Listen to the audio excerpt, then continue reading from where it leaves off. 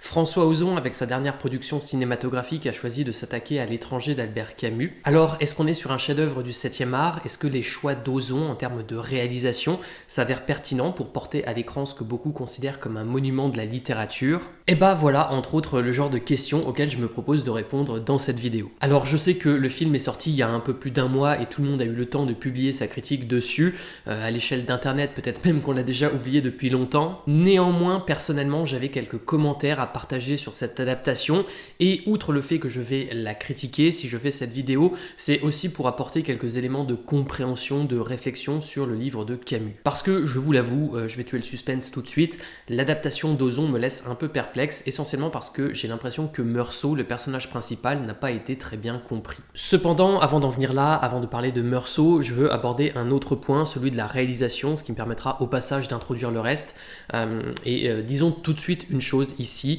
Oui, le film est très beau. François Ozon sait tenir une caméra, il n'y a aucun doute là-dessus. La photographie est magnifique. Il y a un travail sur la lumière et sur la composition pour quasiment chaque plan. Je ne vais pas m'étendre là-dessus, mais esthétiquement, la photographie me plaît beaucoup. En revanche, là où je vais titiller, c'est sur la pertinence des choix d'Ozon et sur ses partis pris. D'abord, est-ce que adopter une direction artistique aussi léchée, aussi propre, c'est vraiment pertinent pour adapter L'étranger de Camus au cinéma? Personnellement, je trouve que non, pour une raison, c'est que l'essence de L'étranger, c'est de rompre avec tout idéalisme, avec toute forme de romantisme. Et malheureusement, de par la manière dont le film est réalisé, je trouve qu'il tombe justement, et cela malgré lui, dans une forme d'idéalisation ou de romantisation. Je sais que quand on adapte une œuvre de la littérature vers le cinéma, c'est pas une nécessité d'être absolument fidèle à l'œuvre d'origine. Un réalisateur peut tout à fait s'en écarter pour ajouter sa vision. C'est ça qui rend une adaptation intéressante, justement. Je dis absolument pas le contraire. Seulement, si je dis ça, c'est parce que malheureusement, je trouve que Ozon n'apporte pas de vision particulière avec son film. Il se contente juste d'adapter le roman le plus fidèlement et le plus respectueusement possible, même s'il ajoute quelques trucs à lui. Et justement, dans ce parti pris, je le trouve maladroit. En fait, j'ai l'impression qu'il applique juste des réflexes de cinéaste qui va directement à la facilité en tant que réalisateur. Il fait des choix en termes de réalisation aussi que je trouve assez prudents, assez convenus.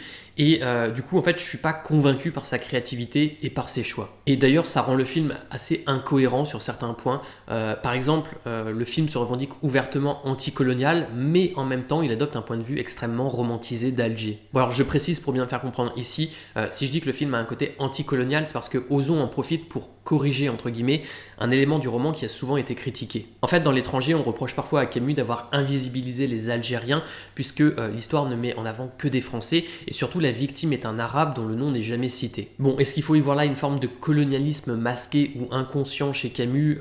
C'est un sujet sur lequel s'écharpent de nombreux critiques depuis des décennies, et à vrai dire, à mon sens, on saura sans doute jamais, puisque de toute façon, il est plus là pour répondre à nos questions.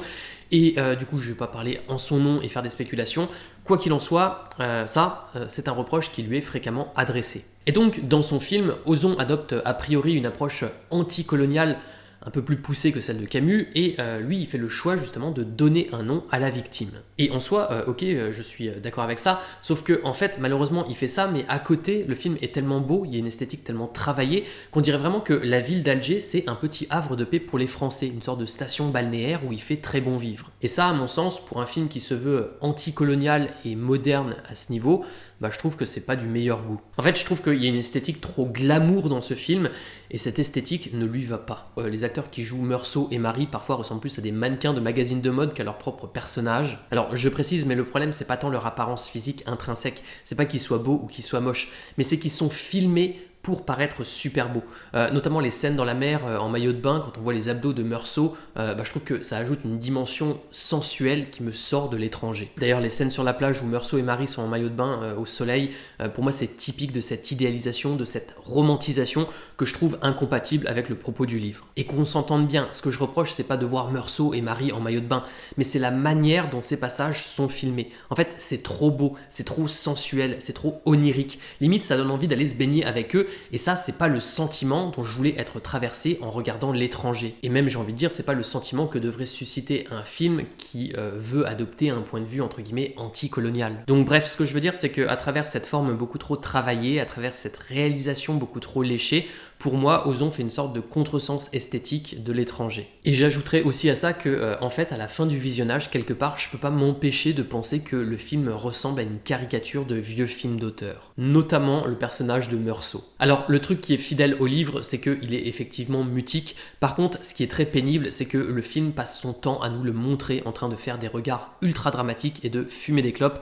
Et c'est assez pénible à la longue. Et en plus, quand on ajoute encore à ça le fait que le film est en noir et blanc, que les quelques répliques de Meursault sont ultra littéraires et que Ozon met des scènes de sexe très explicites entre Meursault et Marie, mais qui n'ont aucun intérêt pour servir l'histoire, bah ça donne un résultat très lourdingue et très caricatural. J'ai l'impression de retrouver dans L'étranger d'Ozon tous les stéréotypes d'un film d'auteur. Sauf que dans un bon film d'auteur, évidemment, ses choix sont justifiés et il concourt, quand c'est réussi, à une expérience esthétique particulière. Alors que là, c'est pas le cas. Comme je l'ai dit, j'ai l'impression que Ozon met en scène son étranger avec des réflexes de cinéaste, mais pour moi, ces choix manquent de réflexion. D'ailleurs, un point sur le noir et blanc, si Ozon a fait ce choix en termes de réalisation, ne vous attendez pas à quelque chose de très intelligent. Il s'en est expliqué en interview et il a dit, je cite, « Le noir et blanc s'est imposé assez vite parce que quand je me suis replongé dans les archives, dans les photos de l'époque de l'Algérie des années 30, tous les documents étaient en noir et blanc. » Oui, donc en fait, il en aurait fait autant avec n'importe quelle histoire qui se passe avant l'apparition de la photographie couleur. Voilà, on n'est pas sur un choix esthétique particulièrement raisonné. Pour moi, c'est plus une coquetterie de style, une sorte de filtre Instagram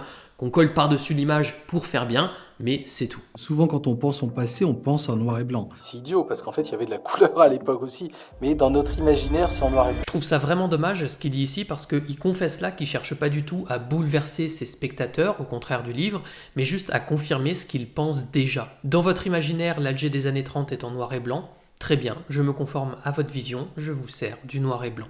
Et donc, pour toutes ces raisons, même si le film propose une photographie magnifique et que Ozon, je le répète, sait tenir une caméra et sait composer des jolis plans, pour moi, le film est maladroit dans sa réalisation parce qu'il enchaîne des décisions, des partis pris injustifiés. Bon, ensuite, le point qui m'a le plus déçu dans le film, c'est le personnage de Meursault que je trouve raté. En fait, le problème, c'est que le personnage nous est présenté de façon beaucoup trop dramatique. Alors après, je suis conscient d'un truc, Meursault, c'est pas un personnage facile à interpréter et à filmer parce que, effectivement, il est très mutique. Mais le problème, c'est que François Ozon et Benjamin Voisin, qui l'interprètent, poussent la dramaturgie beaucoup trop loin.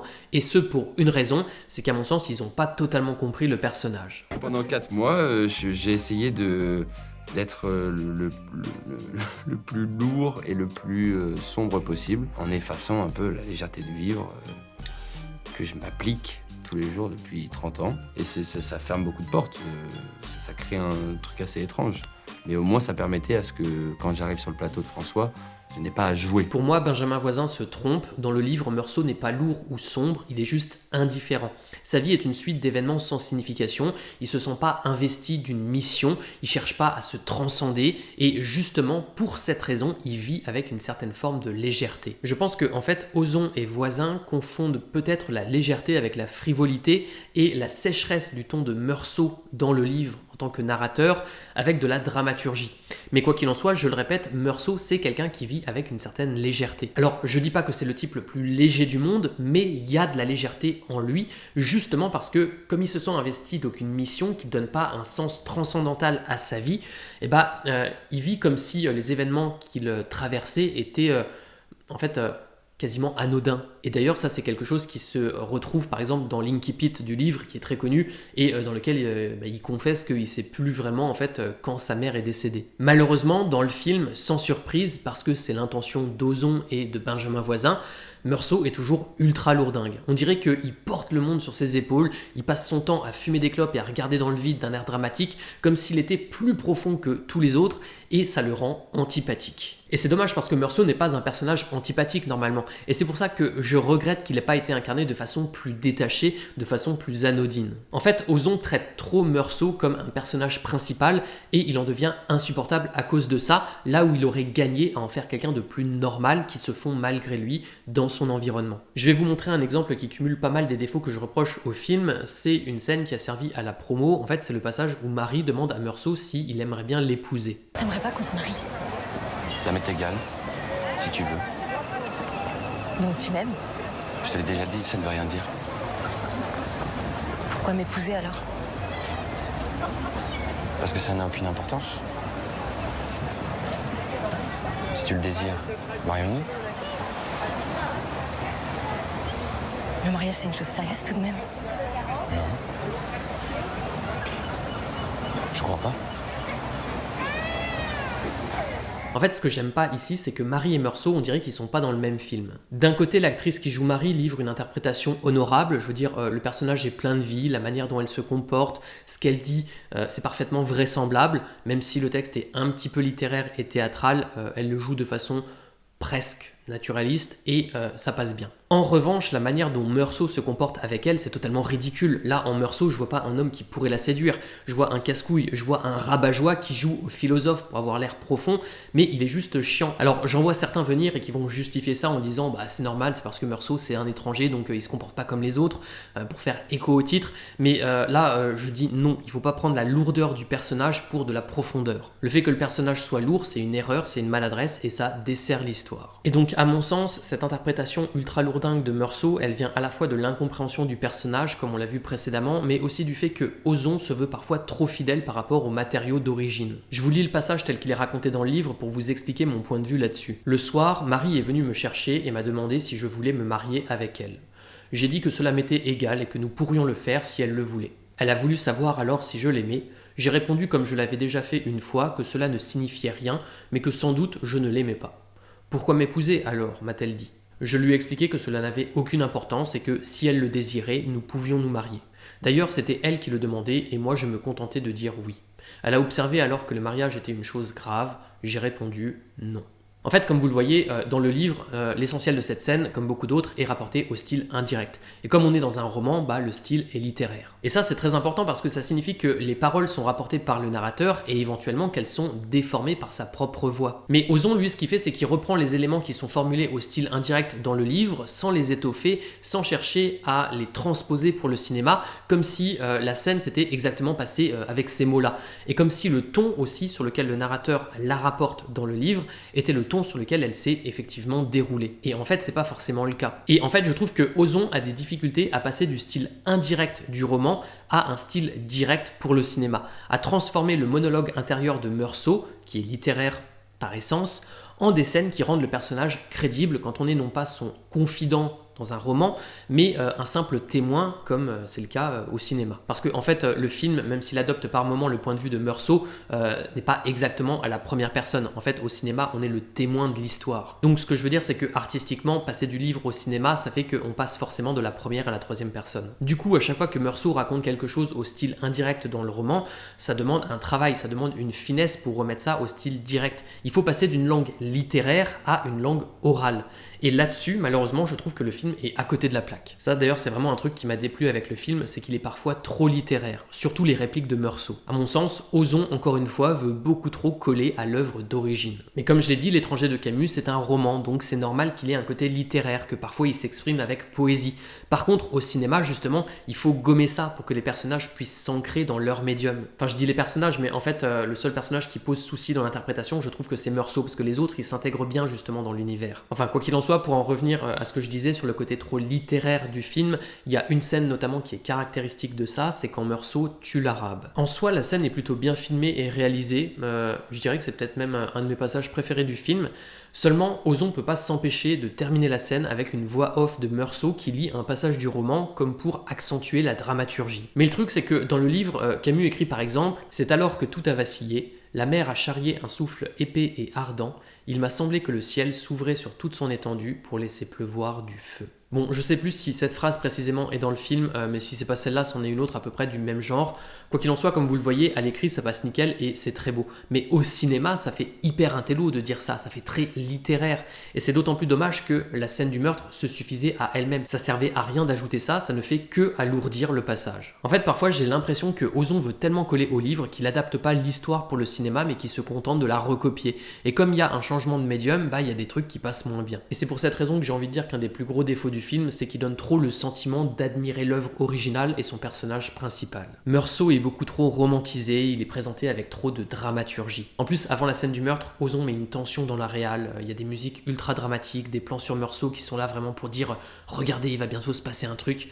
Et c'est dommage parce que tout ça, toute cette dramaturgie, toute cette mise en scène, je trouve que ça va à l'opposé du propos du livre. Ça donne l'impression que le personnage va accomplir un destin, quelque chose d'éminemment dramatique, alors que Meursault, encore une fois, c'est un anti-héros. Il cherche pas à se transcender et encore moins à accomplir quoi que ce soit. Du coup, ça me déplaît que le film, en termes d'esthétisme, tombe là-dedans, tombe dans cette dramaturgie assez classique et un peu facile pour le cinéma, parce que, encore une fois, normalement, L'étranger, c'est un livre qui se refuse à la romantisation, à l'idéalisation. D'ailleurs, tout le procès de Meursault est absurde parce que les juges veulent donner un sens au meurtre qu'il a commis, et lui, il refuse d'inventer pour son geste une signification qui n'existe pas. Et encore une fois, quand je dis ça, je ne critique pas le fait que Ozon se soit émancipé du livre et n'y soit donc pas fidèle, je critique le fait qu'au contraire, il a voulu être fidèle et il échoue à l'être à cause de ça, à cause d'une réalisation qui se veut trop dramatique. Et donc tout ça pour dire que j'aurais mieux cru à Meursault si le film nous l'avait présenté de façon moins appuyée, moins dramatique, si on était allé vers plus de légèreté,